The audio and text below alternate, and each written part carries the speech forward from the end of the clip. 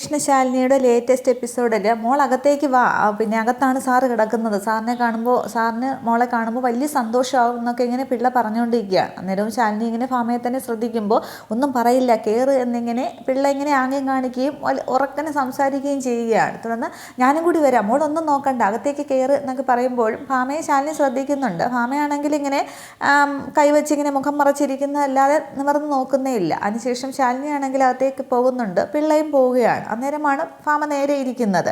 അതിനുശേഷം രാഘവൻ നായർ ഇവിടെ കിടന്ന് ഉറങ്ങുകയായിരുന്നു. പിള്ള ചെന്നിട്ട് സാറേ ഒന്ന് എണീറ്റ് ഇത് ആരാ വന്നിരിക്കുന്നത് നോക്കിയെന്ന് പറയുമ്പോൾ ശാലിനിയെ കാണുന്നുണ്ട്. കണ്ണ് തുറന്ന് നോക്കുമ്പോൾ അന്നേരമാണെങ്കിൽ രാഘവൻ നായർക്ക് ശാലിനിയെ കാണുമ്പോൾ ഒരുപാട് സന്തോഷമാവുകയാണ്. എഴുന്നേറ്റ് ഇരിക്കുന്നുണ്ട്. ശാലിനി അടുത്തേക്ക് ഇരിക്കുകയാണ്. എന്നിട്ട് എങ്ങനെയുണ്ട്, കുഴപ്പമൊന്നുമില്ലല്ലോ, വേദനയൊന്നും ഇല്ലല്ലോ എന്നൊക്കെ ശാലിനി ഇങ്ങനെ സുഖവിവരങ്ങളൊക്കെ അന്വേഷിക്കുന്നുണ്ട്. അന്നേരം കുഴപ്പമൊന്നുമില്ല, മോളെ തക്ക സമയത്ത് വന്നില്ലായിരുന്നെങ്കിൽ എൻ്റെ ജീവൻ തന്നെ പോയിന്ന് ഞാൻ കരുതിയതാണ് എന്നൊക്കെ പറയുമ്പോൾ ഡോക്ടർ പറഞ്ഞനുസരിച്ച് ചെയ്യണം, ഉറങ്ങേണ്ട സമയത്ത് ഉറങ്ങണം, ഭക്ഷണം കഴിക്കണം, ഗുളികയൊക്കെ കഴിക്കണം എന്നൊക്കെ ഇങ്ങനെ ശാലിനി പറയുന്നുണ്ട്. അന്നേരം പിള്ള പറയുന്നുണ്ട് കറക്റ്റ് സമയത്ത് സത്യാമ്മ ഗുളികയൊക്കെ നിർബന്ധിച്ച് കഴിക്കും, ഭക്ഷണമൊക്കെ എടുത്തു കൊടുത്ത ശേഷമേ പുറത്തേക്കൊക്കെ പോകാറുള്ളൂ, പിന്നെ ഞാനും ശ്രദ്ധിക്കുമെന്നൊക്കെ പറയുന്നുണ്ട്. തുടർന്നാണെങ്കിൽ ശാലിനിയാണെങ്കിൽ പെട്ടെന്ന് ഇങ്ങനെ പിന്നെ പേഴ്സിൽ നിന്നും കുറച്ച് പൈസ എടുത്തിട്ട് അത് രാഘവൻ നായരുടെ കയ്യിലേക്ക് വെച്ച് കൊടുക്കുകയാണ്. ഇത് അച്ഛൻ്റെ കയ്യിലിരിക്കട്ടെ, അച്ഛൻ എന്തെങ്കിലും ആവശ്യം വരുമല്ലോ അതിനെടുക്കാമെന്ന് പറയുക. അന്നേരം അത് മോളേന്ന് ഇങ്ങനെ രാഘവൻ നായർ പറയുമ്പോൾ സത്യാമ്മ ഒന്നും അറിയണ്ട, പിള്ള ചേട്ടാ അത് പറയുകയുമില്ല, അല്ലെങ്കിൽ ചോദിക്കുമ്പോൾ ഞാൻ പറയില്ല എന്നിങ്ങനെ പിള്ള പറയുന്നുണ്ട്. തുടർന്ന് പറയുന്നുണ്ട് പിന്നെ എങ്കിൽ ഞാൻ അധികം നേരം സംസാരിച്ചിരിക്കുന്നില്ല, സത്യാമ്മയ്ക്ക് മുഷിച്ചിലുണ്ടാകും, ഞാൻ ഇറങ്ങട്ടെയും ചോദിക്കുകയാണ്. അന്നേരം മോള് സമയം കിട്ടുമ്പോഴൊക്കെ വരണം, പിന്നെ മോളോട് സംസാരിച്ചിരിക്കുമ്പോൾ എനിക്ക് വലിയ ആശ്വാസമാണെന്നൊക്കെ പറയുന്നുണ്ട്. അതിനുശേഷം ശാലിനി അങ്ങോട്ട് എഴുന്നേൽക്കുകയാണ്. ഞാൻ ഇപ്പോൾ ഇറങ്ങുകയാണ്, എന്താവശ്യം ഉണ്ടെങ്കിലും എവിടെ പോകണമെങ്കിലും എന്നെ വിളിക്കണം എന്നിങ്ങനെ പറയുകയാണ്. അന്നേരം ശാലിനി ഇറങ്ങുകയാണ്. ഇറങ്ങുന്ന കാണുമ്പോൾ പക്ഷേ പിന്നെ പിള്ളയ്ക്ക് ഒരുപാട് സങ്കടം വരുന്നുണ്ട്. തുടർന്ന് പിള്ളയും ശാലിനിയും കൂടി അങ്ങോട്ട് മറത്തേക്ക് ഇറങ്ങുമ്പോൾ സത്യഭാമ അതേപോലെ തന്നെ ഇരിക്കുകയാണ്. ശാലിനി ഇറങ്ങിയിട്ട് തിരിഞ്ഞിങ്ങനെ നോക്കുന്നുണ്ട്, പക്ഷേ സത്യഭാമ നിവർന്ന് നോക്കുന്നതേ ഇല്ല. അതിനുശേഷം ശാലിനിയാണെങ്കിൽ കാറി കയറി പോകുന്നുണ്ട്. അന്നേരം ഭാമ ഇങ്ങനെ നോക്കുന്നുണ്ട് ശാലിനി പോകുന്നത്.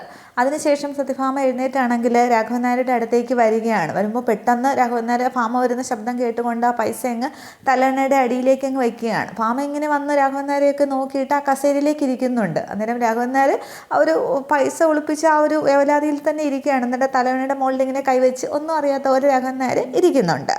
തുടർന്ന് രാത്രിയാണെങ്കിൽ വിഷ്ണു ശാരദാമ്മയുടെ വീട്ടിലേക്ക് ബൈക്കിൽ വരുന്നുണ്ട്. അതിനെ കയറി വരുമ്പോൾ ശാരദാമ്മയെ കാണുക. അന്നേരം മോനോ കയറി വാ എന്ന് പറഞ്ഞിട്ട് ഇരിക്കുകയെന്ന് പറയുകയാണ്.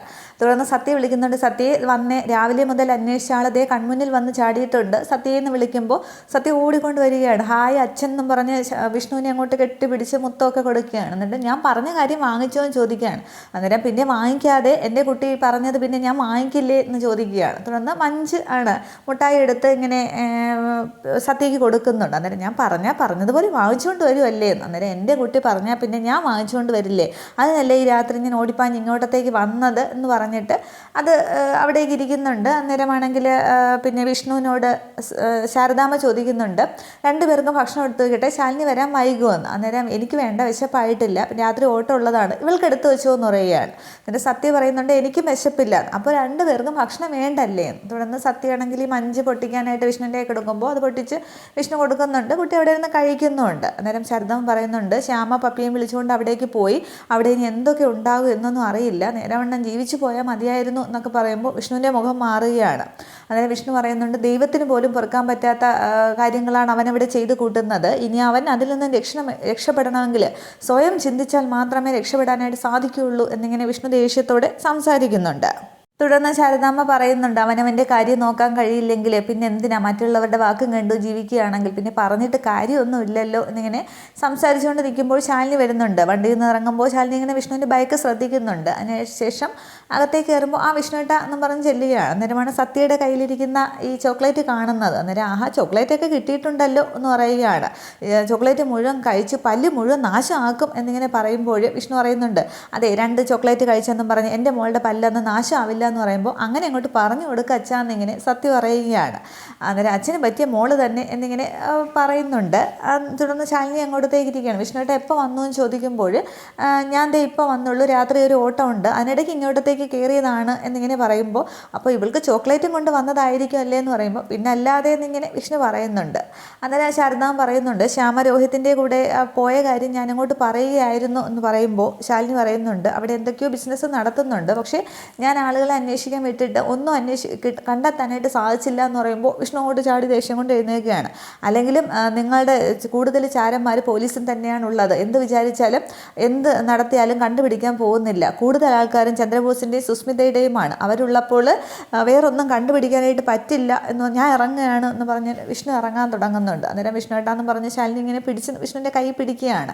അന്നേരം വിഷ്ണു ഇങ്ങനെ തിരിഞ്ഞ് നിൽക്കുന്നുണ്ട്. എന്നിട്ട് പറയുകയാണ്, പിന്നെ ഞാൻ ഈ സ്ഥാനത്തിരിക്കുമ്പോൾ അവിടെ ഒരു തരത്തിലുള്ള ദുശീലങ്ങളായ മറ്റൊരു തരത്തിലുള്ള ഒരു ബിസിനസ് നടത്താനായിട്ട് ഞാൻ സമ്മതിക്കില്ല. പിന്നെ എൻ്റെ പോലീസിൻ്റെ രഹസ്യ ആളുകൾ ആ വീടിൻ്റെയും പരിസരത്തിൻ്റെയും നിരീക്ഷണത്തിൽ തന്നെയാണ്.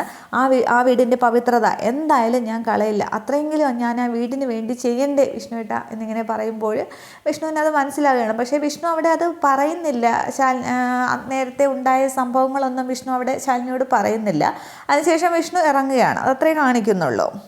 ഇതേ സമയം അവിടെ സത്യഭാമയുടെ വീട്ടിൽ ശാലിനിയല്ല സുസ്മിതയും ചന്ദ്രബോസും ഉപേന്ദ്രനും കൂടി ഒത്തുകൂടിയിട്ടുണ്ട്. സുസ്മിത ആണെങ്കിൽ ആകെ അങ്ങോട്ട് ദേഷ്യത്തിലാണ് സംസാരിക്കുന്നത്. ഉപേന്ദ്രനോടാണ് പറയുന്നത്, നമ്മൾ ഇത്ര രഹസ്യമായിട്ട് പ്ലാൻ ചെയ്തത് എങ്ങനെ വെളിയിൽ വന്നു? ഈ ഒരു ബിസിനസ് നടത്താൻ വേണ്ടി ആരുടെയൊക്കെ കാല് പിടിച്ചിട്ടാണ് ഇത്രയുമൊക്കെ ഒപ്പിച്ചെടുത്തത്? ആ ഒരു ജോൺ എബ്രഹാമിന് കൊടുത്ത കാശിന് കൂറുള്ളത് കൊണ്ട് അയാൾ കാര്യങ്ങളൊക്കെ വിളിച്ചു പറഞ്ഞു. അതുകൊണ്ട് ഇതെല്ലാം മാറ്റാനായിട്ട് പറ്റി. പക്ഷേ ചിറ്റപ്പനെ കുറ്റം പറഞ്ഞിട്ട് ഒരു കാര്യമില്ല. ചിറ്റപ്പൻ്റെ മുകളിലുള്ളവർ കളിച്ച കളി തന്നെയാണ്. ചിറ്റപ്പനെ ഡിപ്പാർട്ട്മെൻറ്റിൽ ചിറ്റപ്പനോട് കൂറുള്ളവരുടെ എണ്ണം കുറഞ്ഞു വന്നിരിക്കുകയാണ്. ഇനി എന്തൊക്കെ സംഭവിച്ചാലും ശാലിനി ആ കസേരയിൽ ഇരിക്കുമ്പോൾ നമ്മളിതൊന്നും ചെയ്യാനായിട്ട് സാധിക്കില്ല. അതുകൊണ്ട് എത്രയും പെട്ടെന്ന് അവളെ പൂട്ടണം എന്നിങ്ങനെ പറഞ്ഞുകൊണ്ടിരിക്കുകയാണ്. അന്നേരമാണെങ്കിൽ ചന്ദ്രബോസ് പറയുന്നുണ്ട്, പിന്നെ കൈ പോയാലും തലയ്ക്ക് വേദനിക്കുമെന്ന് പറഞ്ഞ് കേട്ടിട്ടില്ലേ? അതുപോലെ തന്നെയാണ് കൈ അങ്ങ് എടുക്കുകയാണ് വേണ്ടത്.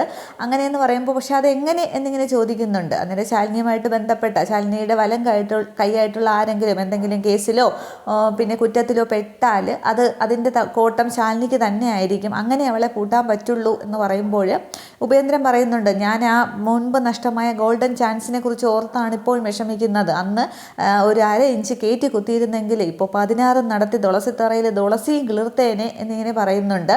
അന്നേരവും പിന്നെ ഈ ചന്ദ്രബോസ് ആണെങ്കിൽ വീണ്ടും ശാലിനിയെ മാറ്റുന്നതിനെ കുറിച്ച് തന്നെയാണ് സംസാരിച്ചുകൊണ്ട് നിൽക്കുന്നത്. അവൾ അറിഞ്ഞ് തന്നെ കളിക്കാൻ തന്നെയാണ് പുറപ്പാട്.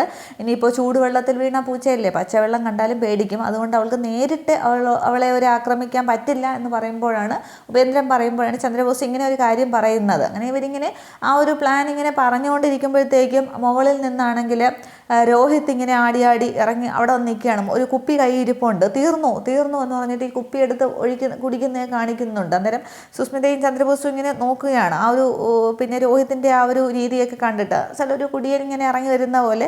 എന്നിട്ട് അവിടെ നിന്നുകൊണ്ട് തന്നെ ഇവരുടെ മുമ്പിലേക്ക് ആ കുപ്പി അങ്ങോട്ട് എറിഞ്ഞ് പൊട്ടിക്കുകയാണ്. എന്നിട്ട് പറയുന്നുണ്ട്, ഇവിടെ മദ്യപ്പുഴ ഒഴുക്കുമെന്നല്ലേ പറഞ്ഞത്? എന്നിട്ട് പേരിന് പോലും ഒരു കുപ്പി ഇല്ലല്ലോ, എനിക്ക് തൊണ്ട നനയ്ക്കാനെങ്കിലും അല്പം തരുമോ എന്ന് ചോദിക്കുകയാണ്. അന്നേരം രോഹിത്തിൻ്റെ ആ ഒരു പെരുമാറ്റ രീതി കണ്ടിട്ട് ഈ 3 പേർക്കും അങ്ങോട്ട് ദേഷ്യം വന്നിരിക്കുകയാണ്. ഇതെന്ന് പറയുന്നത്, നിങ്ങളല്ലേ പറഞ്ഞത് ഇവിടെ പുഴ ഒഴുക്കും, എന്നിട്ട് മദ്യവും ഇല്ല ഒന്നുമില്ല എന്ന് പറഞ്ഞിട്ട് ചന്ദ്രബോസിൻ്റെ അടുത്തേക്ക് ചെന്നിട്ടുണ്ട്. എന്നിട്ട് പറയുകയാണ്, അല്ല ചന്ദ്രബോസ് സാറേ, തൊണ്ട നനയ്ക്കാനായിട്ട് അല്പം മദ്യം തരുമോ?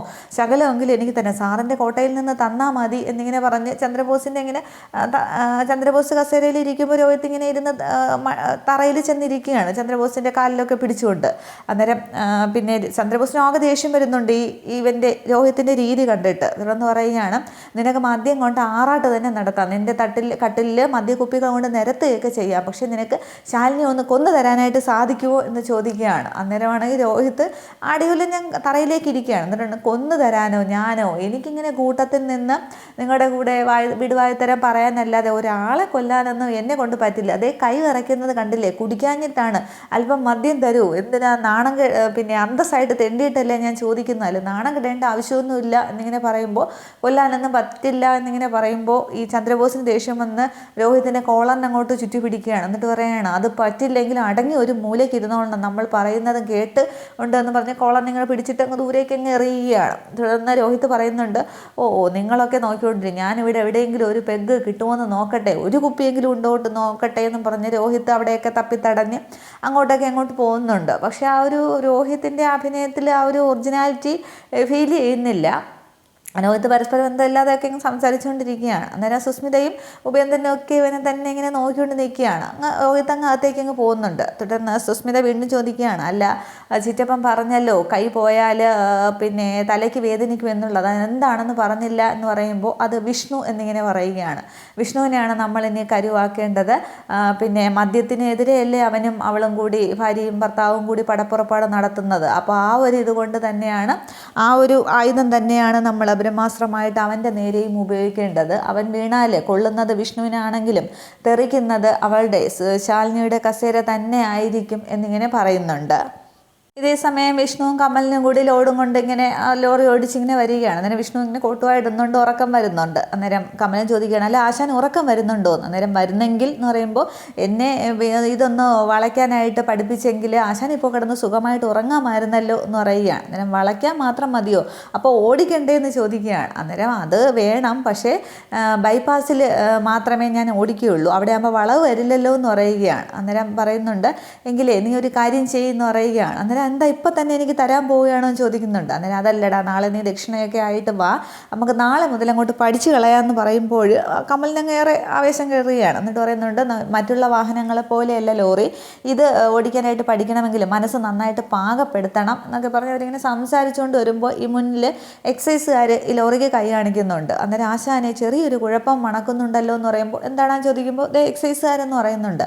അതിന് നമ്മളെന്തിനാ പേടിക്കുന്നത്, ഇതിൽ ഫ്രൂട്ട്സ് അല്ലേ എന്നിങ്ങനെ വിഷ്ണു പറഞ്ഞിട്ട് വണ്ടി കൊണ്ടുവന്ന് ചവിട്ടി നിർത്തുന്നുണ്ട്.